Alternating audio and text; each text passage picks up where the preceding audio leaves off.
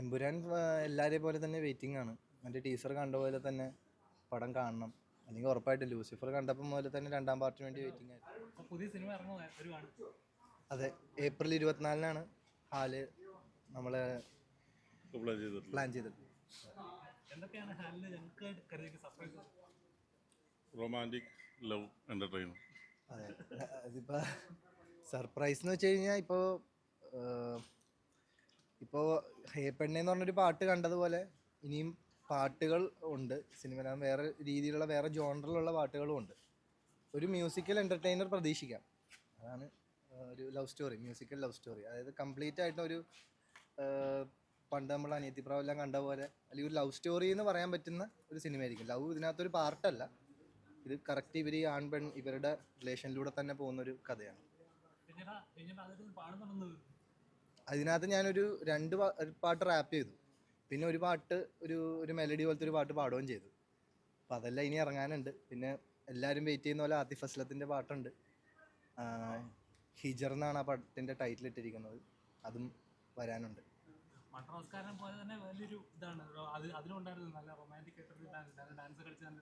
അതിൽ ആ കാതൽ സടുകുടു എന്ന് പറഞ്ഞൊരു പാട്ട് റീമിക്സ് ചെയ്തു. അതെ, നന്ദുവിൻ്റെ കൂടെ തന്നെ. നന്ദഗോപനാണ് അതും മ്യൂസിക് പ്രൊഡ്യൂസ് ചെയ്തത്. ഇതിൽ അവൻ്റെ തന്നെ കമ്പോസിഷനുമാണ്. അതെ, അത് ഞാൻ പാടിയതായിരുന്നു. പടത്തിൽ അത് പാട്ടായിട്ട് വരുന്നില്ല. നമ്മളത് അന്നൊരു ടീസർ നോയമ്പും പെരുന്നാളിൻ്റെ ഒരു വിശ്വസും ഒക്കെ ആയിട്ട് നമ്മൾ ഇറക്കിയതായിരുന്നു. Thank you.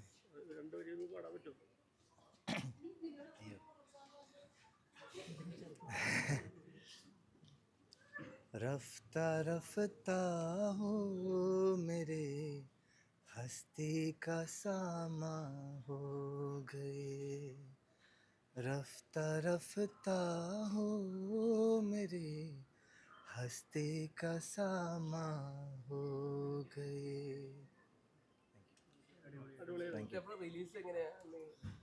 ഏപ്രിൽ 24-നാണ് നിലവിൽ പ്ലാൻ ചെയ്തിട്ടുള്ളത്. വീഡിയോ സോങ് കഴിഞ്ഞ ദിവസം ഇറങ്ങി, മിനിഞ്ഞാന്ന് രാത്രി ഇറങ്ങി. ഏറ്റവും കൂടുതൽ ശ്രദ്ധിക്കുന്നത് പാട്ടിനെക്കാളും എനിക്ക് തോന്നുന്നു ബ്രോയുടെ ഡാൻസ് സ്റ്റെപ്പാണ്. കാരണം കുറെ കഷ്ടപ്പെട്ടിട്ടുണ്ടെന്ന് കണ്ടു കഴിഞ്ഞാൽ എന്തായാലും തോന്നുന്നു എത്രത്തോളം കഷ്ടമായിരുന്നു അതിൻ്റെ അതായത് നീലനിലവേ എന്ന് പറഞ്ഞ പാട്ട് കൊറിയോഗ്രാഫി ചെയ്ത സാൻഡി മാസ്റ്റർ തന്നെയാണ് ഈ പാട്ടും ചെയ്തത്. അപ്പോൾ സാൻഡി മാസ്റ്ററിനെ സംബന്ധിച്ചിടത്തോളം അന്ന് എനിക്ക് തന്നത് ഒരു ബേസിക് ലെവൽ ഓഫ് സ്റ്റെപ്പായിരുന്നെങ്കിൽ ഇന്നിപ്പോൾ എനിക്ക് നല്ല രീതിയിൽ പണിയെടുപ്പിക്കണം എന്നുള്ള ആഗ്രഹം കൊണ്ട് ഇട്ട പോലത്തെ ഒരു സ്റ്റെപ്പായിരുന്നു. നമുക്കൊരു 3 to 2 ഡേയ്സോളം റിഹേഴ്സലും ഉണ്ടായി. അപ്പോൾ ആ ഒരു ജേണിയിൽ അത് വലിയ കുഴപ്പമുണ്ടായില്ല.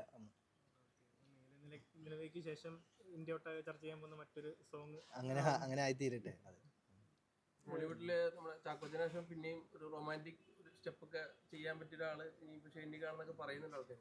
അതെ അതെ. റൊമാൻസ് എന്ന് പറയുമ്പോൾ ശരി പറഞ്ഞ എന്തായിരിക്കും? ഇല്ല, ആക്ഷനേ ഇല്ല. ഇപ്പൊ ഈ സിനിമയെ സംബന്ധിച്ചിടത്തോളം ഇതിനകത്ത് ഒരു ആക്ഷൻ എന്ന് പറഞ്ഞൊരു മൂഡേ ഇല്ല. അതാ ഞാൻ പറഞ്ഞത്, നമുക്ക് കുറെ നാളുകൾക്ക് ശേഷമായിരിക്കും ഒരു ലവ് സ്റ്റോറി പോലെ. ഇപ്പോൾ സാധാരണ കഥയിൽ എന്ന് പറയുമ്പോൾ നമ്മളിപ്പോൾ കഴിഞ്ഞ ഇടയ്ക്ക് കണ്ടുവരുന്നതിൽ കംപ്ലീറ്റ് ആയിട്ടൊരു ലവ് സ്റ്റോറി പോലെ പറഞ്ഞു വന്നിട്ടില്ല എന്ന് തോന്നുന്നു. പറഞ്ഞിപ്പോൾ അനിയത്തിപ്രാവ് അല്ലെങ്കിൽ അങ്ങനെ ഒരു ജോണറിൽ പെടാൻ പറ്റുന്ന എന്നാൽ ഒരു സോഷ്യൽ ആയിട്ടുള്ളൊരു കാര്യം ചർച്ച ചെയ്ത് സൈഡിൽ കൂടെ പോകുന്നുണ്ട്. ഈ സിനിമ ഇറങ്ങി കഴിയുമ്പോഴും ഷെയ്നെതിരെ ഒരു അറ്റാക്ക് ഉണ്ടാവുമെന്ന് പ്രതീക്ഷിക്കുന്നുണ്ടോ? കാരണം എല്ലാ സിനിമ ഇറങ്ങുമ്പോഴും അങ്ങനെ ഒരെണ്ണം ഉണ്ടാവാറുണ്ട്. കഴിഞ്ഞ സിനിമയൊക്കെ ഉണ്ടായിരുന്നു, സിനിമയുടെ കാര്യം അറിയില്ല. അങ്ങനെയൊന്നുമില്ല, നല്ല പടം കാണും. അവനക്ക് കഴിവുണ്ടെങ്കിൽ അവന് തീർച്ചയായിട്ടും ആര് തടഞ്ഞു വെച്ചാലും അത് പുറത്തേക്ക് വരും. അല്ല, RDX പോലത്തെ പടങ്ങൾ ഇറങ്ങുമ്പോഴും അതിന് ഷൈനെ കൂടുതൽ ഫോക്കസ് ചെയ്യാത്ത രീതിയിലാണ് അതിൻ്റെ ബാക്കിയുള്ള പ്രൊമോഷൻ കാര്യങ്ങൾ. അങ്ങനെയൊന്നുമില്ല, അത് തോന്നുന്നു. സോഷ്യൽ മീഡിയയിൽ കൂടുതലായിട്ട് ബാക്കിയുള്ളവർ പുഷ് ചെയ്യുന്ന പോലെ തോന്നുന്നു.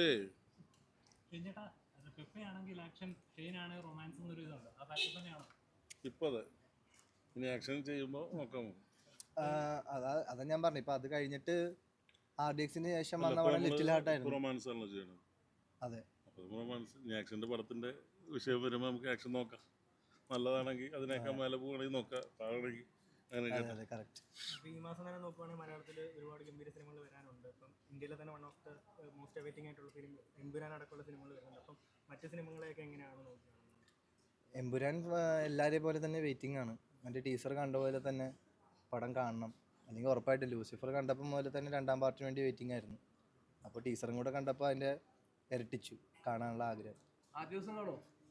ഉറപ്പായിട്ടും ആ ദിവസം കണ്ടിരിക്കും. ഓക്കെ. ഡയറക്ടറിന് എന്താണ് പറയാനുള്ളത്? ഒരു ലവ് എൻ്റർടൈനറാണ്, ലവ് മ്യൂസിക്കൽ എൻ്റർടൈനറാണ്.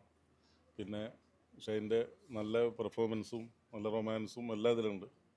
എല്ലാവരും പ്രേക്ഷകർ ഇഷ്ടപ്പെടും എന്ന് വിചാരിക്കുന്നു. എല്ലാവരും കണ്ട് സപ്പോർട്ട് ചെയ്യുക. കഴിവുള്ളവർ ഉയർന്നു വരട്ടെ, ഉയർന്നു വരിക തന്നെ ചെയ്യും. അപ്പോൾ ചില സിനിമകൾ അത് ആരും ഡീഗ്രേഡ് ചെയ്തൊന്നും ഞങ്ങൾ പറയാനില്ല. മോശം സിനിമകളാണെങ്കിൽ കുറ്റം പറയും, അതിനുള്ള അവകാശം അവർക്കുണ്ട്.